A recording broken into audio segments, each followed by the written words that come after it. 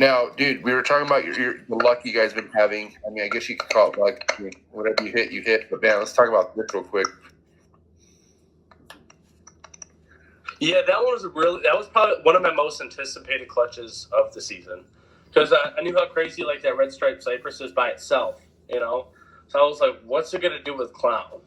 And it really kind of shocked me. I thought it was gonna be a lot darker than it was, because that red stripe Cypress is so dark, but it's so cool. So that one definitely shocked me, but yeah, I mean, it shocked me in a good way. So I was very happy with that. And what was the pairing? Just Cypress het, the red stripe het. Like I said, like to hit two of them, super lucky. That never happens for us. So that's really cool. Out of how many eggs? I think it was about like 8. I think a solid 8 eggs. Damn, that's sick. And did you get other? Sure. I think it's yet to be proven, but I think the Cypress red stripe is allelic. Obviously, it hasn't been proven yet. But if it has, that's pretty cool too. So that's sick, super sick. So your dad, man, let's talk about your dad a little bit. What kind of guy is he? He's a all right guy by me, I guess. Yeah, so he's pretty much he grew up. He was like that, he was that snake nerd, that reptile geek, We still have all his old books like from when he was a kid. He's probably got 30 of them in his on the bookshelf. It's kind of funny. But yeah, he's super ambitious, when it comes to the industry and stuff like that. So he's pretty much a snake geek. Yeah, I mean that's kind of like now. I mean nowadays I don't know how.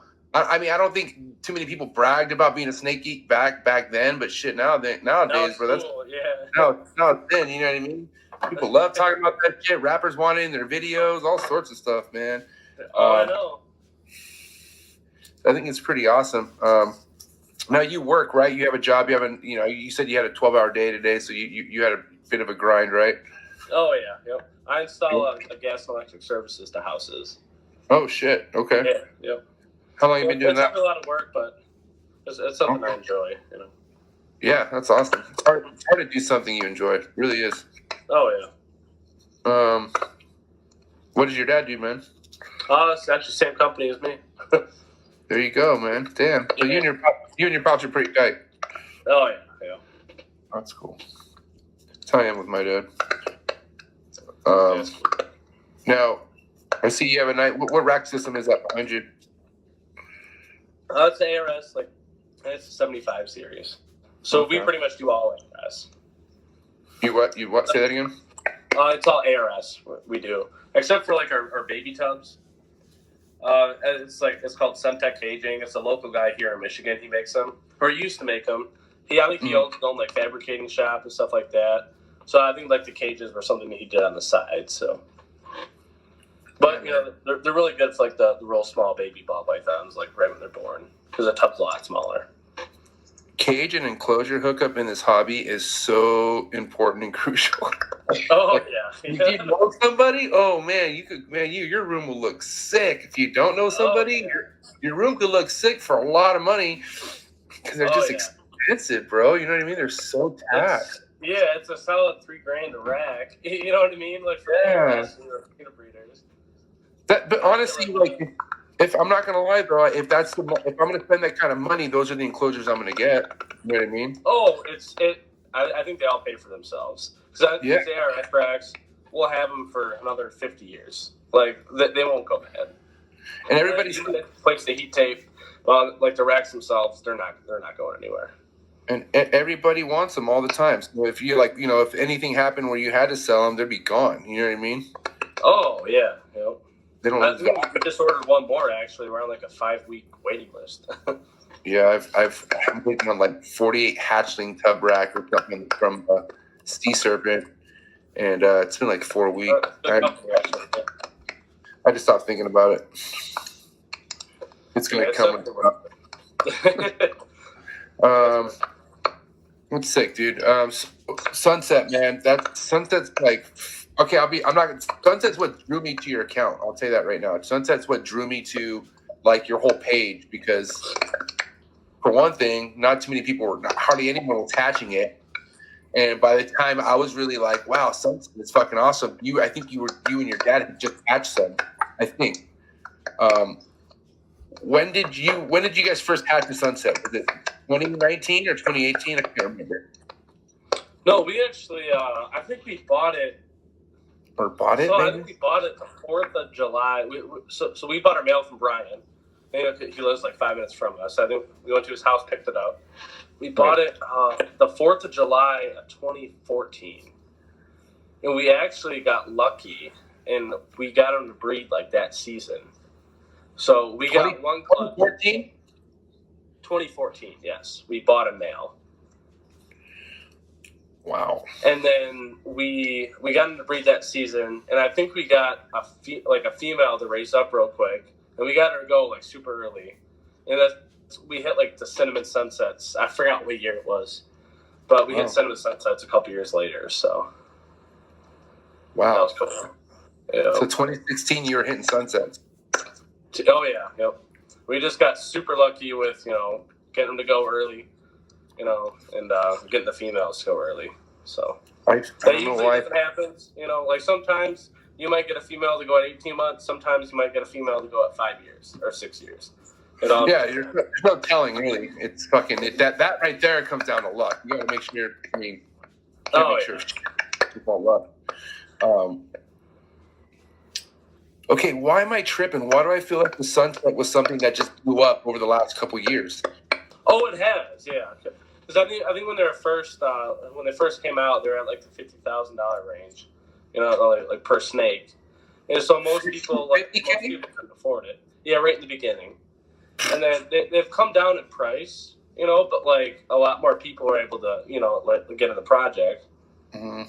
So I feel like when people started producing more stuff, more hype was stirred, and more combos are made, and people are just seeing how cool it really is. So that's crazy, bro. Yeah. Speaking of sunset, actually, I think on the 16th of this month, we have our first. I think it's like an 8-egg clutch. Probably not going to hit, but it was a Cine double het sunset lav to a double het sunset lav. Whoa, jeez. Yeah. So if we hit, fingers crossed, but with the double recessives head to head, the odds are definitely not in our favor. So it's all. You never know. It's all about the luck. You never know. Freaking Matt Brim hit the sunset clown out of I think 2 eggs. Yeah. So you never know, Yeah, no, and it was an egg he threw away. Yeah, it was a boob egg or whatever it was. Yeah, he threw it away, and then I'll just put it in the incubator and then I'll just keep it, Yeah, it's definitely there's a lot of luck involved in this hobby. That's for sure. I call them waves. They come. Oh, they come and go. Yep. Yeah, you got to ride that wave as long as you can, and sometimes your wave fucking rides longer than you expect, and you just keep riding that shit, bro. You know what I mean? Enjoy that shit. It's a beautiful thing. That's why I love this hobby. This hobby, hatching anything living is a beautiful thing, right? Like, we do awesome stuff by just creating life. I think it's awesome. But when it's something when you're hitting something you just don't expect, when you're just like doing it because you're like, you're having fun and you hit it. Whew. Oh, it's definitely fun, I love that shit. This shit is priceless. So the sunset, obviously, that's something you guys can think in. What's up with the stranger gene? I heard stranger gene, something you guys are real familiar with. Is that right? Yeah. So we picked up as a super pastel butter stranger het clown. A butter stranger. It's on your page, right? I believe so. Yes. And we're actually we're partners on that, with Brock and them. So we bred him this season, and the babies we're making are insane. Okay. They're really cool. What's the stranger? Can I explain? I'm kind of a noob, dude, and I'm not fucking too geeky on ball pythons. I'm trying to be, but there's always more coming out of someone's butt. So, explain to me where the stranger came from. Tell me about the stranger a little bit more. Okay, so I think the stranger originated with Roland, and I think he's from Ira's Reptiles. He's over in Europe, or I believe, or Germany. So it started from him. A lot of people say, "Hey, it might be mahogany, it might not be," but from what we've hashed out, it does not resemble a mahogany. Obviously, it's in that complex, but to me, I think it's different. Other people disagree, but I think it's something different. I think it's really cool. I think we made like a pastel leopard butter stranger, het clown, and dude, that thing blew my mind. It was definitely crazy. Can you let's see, where is it on your page? I don't know why I can't.